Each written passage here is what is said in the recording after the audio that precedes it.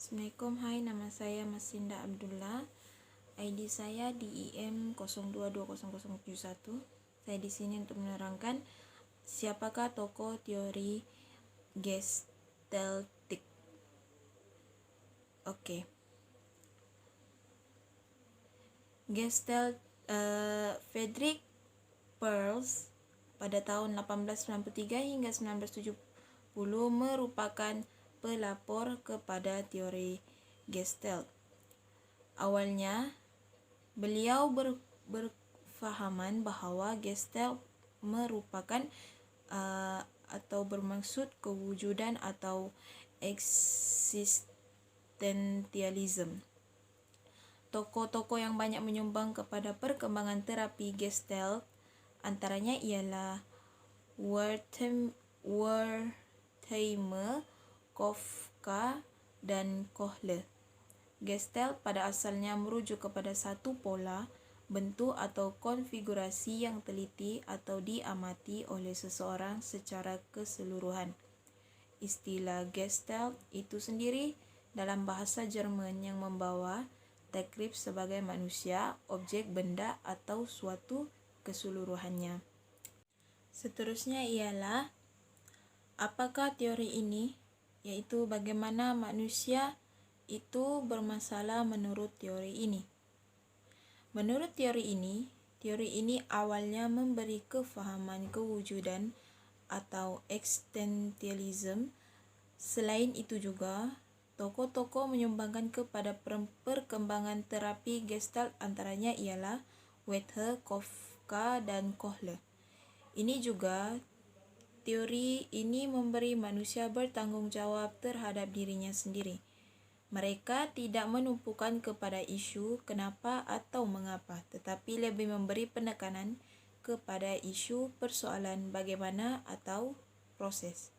Di samping itu, teori ini memberi kesan penekanan kepada makna individu itu sendiri dan bagaimana individu itu melakukan pengamatan dan persepsi serta kemahiran dan pengetahuan mereka terhadap pengalaman diri. Teori ini juga memberikan kesedaran kepada individu bahawa mereka mempunyai tanggung jawab yang tersendiri.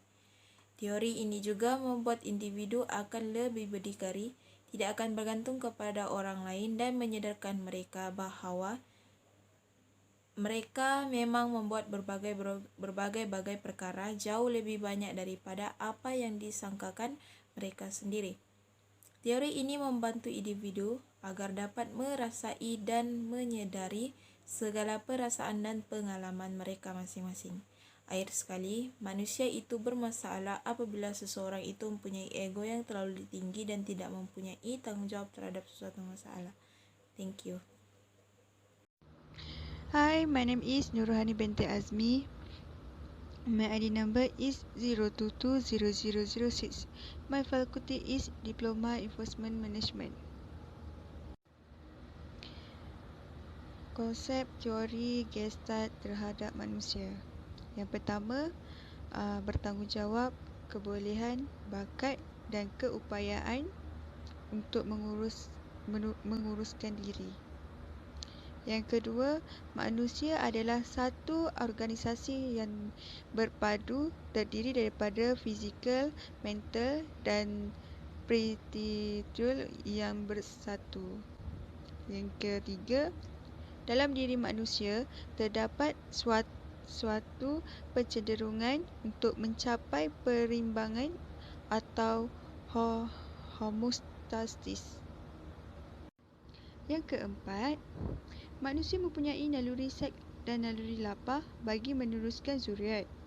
Yang kelima, setiap manusia menurut Gestalt mempunyai realiti mereka tersendiri. Yang keenam, pendekatan ini percaya bahawa manusia sentiasa berinteraksi dengan persekitaran. Okey, terima kasih. Assalamualaikum. Hello, my friend. My name is Siti Nur Alisa Fitri binti Muhammad Tasli.